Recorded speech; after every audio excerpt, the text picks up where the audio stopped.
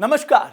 उत्तराखंड से सांसद अजय टम्टा को प्रधानमंत्री मोदी के तीसरे कार्यकाल की कैबिनेट में जगह मिलना क्या जातीय समीकरणों को साधने की कवायद भर है? वैसे उत्तराखंड इस बार कैबिनेट रैंक की उम्मीद पाले था और उसके पीछे एक बड़ी वजह है। पिछले 3 लोकसभा चुनाव में उत्तराखंड की जनता ने भाजपा को 5 सीटें जिताई हैं। राज्य में भी लगातार दूसरी बार भाजपा की सरकार बनाई है। ऐसे में कैबिनेट की उम्मीद पालना बेईमानी नहीं था। जरूर 2019 में रमेश पोखरियाल निशंक को मोदी सरकार में कैबिनेट मंत्री बनाया गया, लेकिन 2 साल बाद ही उन्हें हटा दिया गया।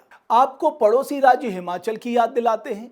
यहां भी उत्तराखंड की तरह पिछले 3 चुनाव में भाजपा ने क्लीन स्वीप किया है, लेकिन हिमाचल से 2014 में जेपी नड्डा मोदी सरकार में कैबिनेट मंत्री बने। उसके बाद 2019 में अनुराग ठाकुर भी कैबिनेट मंत्री रहे। मोदी सरकार के तीसरे टर्म में भी हिमाचल को कैबिनेट मंत्री का पद मिला है। ऐसे में सवाल यह है कि उत्तराखंड को कैबिनेट रैंक से वंचित क्यों रखा गया? बहरहाल बात केंद्रीय मंत्री अजय टम्टा की करें। रविवार को नरेंद्र मोदी ने लगातार तीसरी बार प्रधानमंत्री पद की शपथ ली। इसके साथ ही 71 मंत्रियों में उत्तराखंड के अजय टम्टा ने भी पद और गोपनीयता की शपथ ली। उत्तराखंड भाजपा में जाति समीकरणों के लिहाज से अजय टम्टा का पलड़ा भारी पड़ा। अनुसूचित जाति वर्ग का सांसद होने के कारण टम्टा को दूसरी बार मंत्रिमंडल में शामिल होने का मौका मिला। ऐसा इसलिए कह रहे हैं क्योंकि प्रदेश में जहां 35% ठाकुर है, 21% ब्राह्मण है, दलितों की संख्या यहां 20% के करीब है। प्रदेश में ठाकुर मुख्यमंत्री, ब्राह्मण प्रदेश अध्यक्ष की परिपाटी रही है, लेकिन अनुसूचित जाति वर्ग के सांसद टम्टा को कैबिनेट में जगह देकर बीजेपी ने एक साथ सभी जातियों को साधने का प्रयास किया है। दूसरा बड़ा कारण है कि अल्मोड़ा संसदीय सीट पर हैट्रिक लगाने वाले अजय टम्टा का यहां जीत का अंतर लगातार बढ़ते जाना।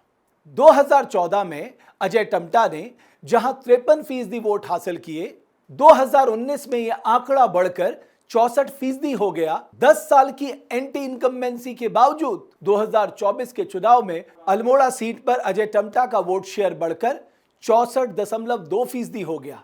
खुद अजय टम्टा ने देवभूमि डायलॉग को दिए साक्षात्कार में कहा था कि इस बार उनकी जीत का मार्जिन और बढ़ेगा। एक और बात, अजय टम्टा विवादों से हमेशा दूर रहते हैं, साथ ही मुख्यमंत्री पुष्कर सिंह धामी के नजदीकी भी हैं। सीनियरिटी के लिहाज से भी टिहरी सांसद माला राज्य लक्ष्मी शाह के बाद अजय टम्टा का ही नाम आता है। अजय टम्टा को 2014 में भी मोदी कैबिनेट में राज्य मंत्री बनाया गया था।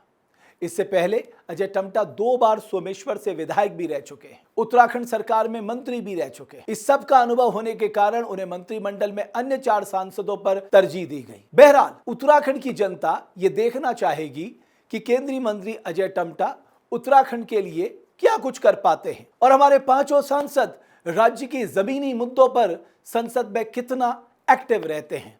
ये देखना काबिले गौर होगा।